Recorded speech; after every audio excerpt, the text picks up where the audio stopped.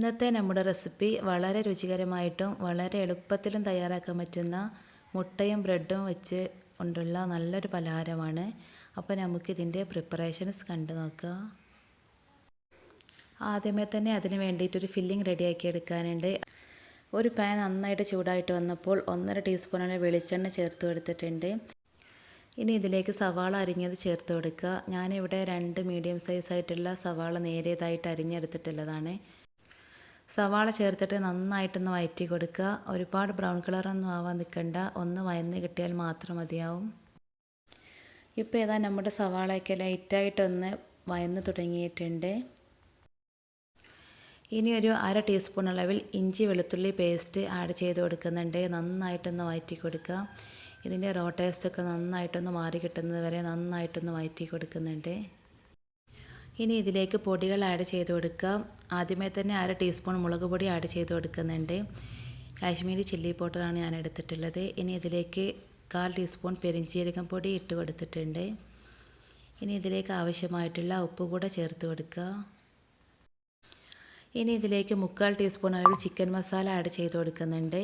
ഇനി മീറ്റ് മസാലയാണെന്നുണ്ടെങ്കിൽ അതായാലും മതിയാവും. ഇനി ഒരു 1/4 ടീസ്പൂൺ അളവിൽ കുരുമുളക് പൊടി കൂടെ ചേർത്ത് കൊടുക്കുക. നമ്മളിതിലേക്ക് പച്ചമുളക് ചേർത്ത് കൊടുക്കുന്നില്ല കേട്ടോ. ഇനി പൊടികളും കൂടെ ചേർത്തിട്ട് നല്ല രീതിയിൽ വീണ്ടും നമുക്കൊന്ന് വഴറ്റിയെടുക്കാം. നമ്മുടെ ഈ മസാലയുടെ പച്ചമണം മാറുന്നത് വരെ മാത്രം ഒന്ന് വഴറ്റി കൊടുത്താൽ മതിയാവും. ഇനി ഇതിലേക്ക് ചേർത്ത് കൊടുക്കുന്നത് മുട്ടയാണ്. ഞാൻ 3 കോഴിമുട്ട നന്നായിട്ട് പുഴുങ്ങിയെടുത്ത് ചെറിയ കഷ്ണങ്ങളായിട്ട് മുറിച്ച് വെച്ചതായിരുന്നു. അതുകൂടെ ഇതിലേക്ക് ഇട്ട് കൊടുക്കുന്നുണ്ട്. ഇനി ഇവയെല്ലാം കൂടെ നന്നായിട്ടൊന്ന് മിക്സ് ചെയ്തെടുക്കുക. ആ ഓണിയൻ മസാലയും എഗ്ഗൊക്കെ നന്നായിട്ടൊന്ന് മിക്സായിട്ട് യോജിച്ചിട്ട് കിട്ടണം. മുട്ട ചേർത്ത് ഒരുപാട് സമയം വഴറ്റേണ്ട ആവശ്യമില്ല, ജസ്റ്റ് ഒന്ന് മിക്സാക്കി എടുത്താൽ മാത്രം മതി. ഇപ്പോൾ ഇതാ നമ്മുടെ ഫില്ലിംഗ് ഇവിടെ റെഡി ആയിട്ടുണ്ട്. ഞാൻ ഗ്യാസ് ഓഫ് ചെയ്തിട്ടുണ്ട്. ഒരു പ്രത്യേക ടേസ്റ്റിലാണ് കേട്ടോ നമ്മളെ ഈ ഫില്ലിംഗ് കിട്ടുന്നത്. അപ്പോൾ ഇനി ഇതെങ്ങനെയാണ് ബ്രെഡിലേക്ക് സെറ്റ് ചെയ്യുന്നതെന്ന് നോക്കാം. ഞാനൊരു ബൗളിലേക്ക് 2 കോഴിമുട്ട പൊട്ടിച്ച് വെച്ച് കൊടുത്തിട്ടുണ്ട്. അതിലേക്ക് കുറച്ച് ഉപ്പ് ചേർത്ത് കൊടുത്തിട്ടുണ്ട്. കുറച്ച് മല്ലിയില പൊടിയായിട്ട് അരിഞ്ഞെടുത്തിട്ടുള്ളത് അതുകൂടെ ഇട്ട് കൊടുക്കുന്നുണ്ട്. ഇനി ഇത് നല്ല രീതിയിലൊന്ന് നന്നായിട്ടൊന്ന് മിക്സാക്കിയിട്ട് എടുക്കണം. ഇതുപോലെ എല്ലാം കൂടെ നന്നായിട്ടൊന്ന് മിക്സാക്കി എടുത്തിട്ടുണ്ട്. ഇനി നമുക്ക് ഈ സ്നാക്കിലേക്ക് വേണ്ടത് ബ്രെഡാണ്. ഇനി ഒരു ബ്രെഡ് എടുത്ത് ആവശ്യമായിട്ടുള്ള ഫില്ലിങ്സ് നടുവിലായിട്ട് വെച്ച് കൊടുക്കുക. ഒരുപാട് വെച്ച് കൊടുക്കരുത്, ചെറിയൊരു അളവിൽ മാത്രം വെച്ച് കൊടുത്താൽ മതിയാവും. അതിനുശേഷം നമ്മൾ തയ്യാറാക്കി വെച്ചിട്ടുള്ള മുട്ടയുടെ മിക്സ് ഉണ്ടല്ലോ, അതൊന്ന് സൈഡിലൂടെ ഒന്ന് ചുറ്റിച്ച് കൊടുക്കുക. ഇതുപോലെ മുട്ടയുടെ മിക്സ് വെച്ച് ഒന്ന് ചുറ്റിച്ചെടുത്താൽ മതിയാവും. എല്ലാ സൈഡിലും ഒന്ന് ജസ്റ്റ് ഒന്ന് ആക്കി കൊടുക്കുക. ഇനി നമുക്ക് വേണ്ടത് ഇതിന് മുകളിലായി മറ്റൊരു ബ്രെഡ് വെച്ച് കൊടുക്കുക. അതിനുശേഷം നന്നായിട്ടൊന്ന് പ്രസ് ചെയ്ത് കൊടുക്കണം. ഇതുപോലെ ഈ ഒരു രീതിക്ക്. ഈ 2 ബ്രെഡും നന്നായിട്ടൊന്ന് സെറ്റായിട്ടിരിക്കാൻ വേണ്ടിയിട്ടാണ് ഇങ്ങനെ പ്രസ് ചെയ്ത് കൊടുക്കുന്നത്. ഇനി നമുക്ക് വേണ്ടത് ഒരു ഗ്ലാസ് ആണ്. ഇതിൻ്റെ വട്ടത്തിന് കിട്ടുന്ന തരത്തിലുള്ള എന്തായാലും മതിയാവും.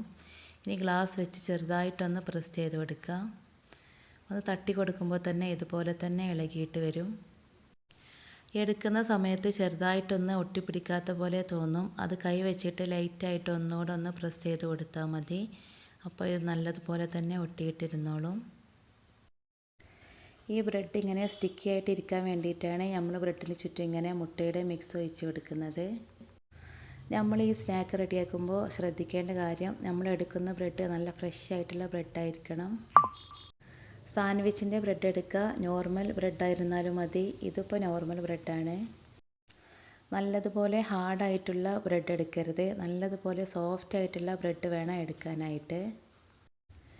അല്ലാന്നുണ്ടെങ്കിൽ നമ്മളിങ്ങനെ കട്ട് ചെയ്തെടുക്കുന്ന സമയത്ത് ഒരുപാട് പൊടിഞ്ഞു പോകാൻ സാധ്യതയുണ്ട്. അതുകൊണ്ടാണ് ഞാനിത് പറഞ്ഞിട്ടുള്ളത്. അപ്പോൾ ഈ ഒരു രീതിക്ക് തന്നെ ബാക്കിയുള്ള എല്ലാ ബ്രെഡും നമുക്കിങ്ങനെ റെഡിയാക്കി എടുക്കുക. ഞാൻ ഈ ഒരു ഷേപ്പിൽ റെഡിയാക്കി എടുത്തതേ ഉള്ളൂ. നിങ്ങൾക്ക് ഇഷ്ടമുള്ള ഏത് ഷേപ്പ് വെച്ചിട്ടും ഇങ്ങനെ തയ്യാറാക്കിയെടുക്കുക.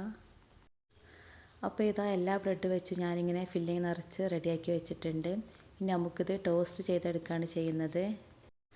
അതിനായിട്ടൊരു ഞാൻ പാൻ ചൂടാക്കാൻ വെച്ചിട്ടുണ്ട്. അതിലേക്ക് ഞാൻ 2 ടീസ്പൂൺ നെയ്യാണ് ഒഴിച്ച് കൊടുക്കുന്നത്. പശു നെയ്യാണ് കേട്ടോ ഞാൻ ഒഴിച്ച് കൊടുത്തിട്ടുള്ളത്.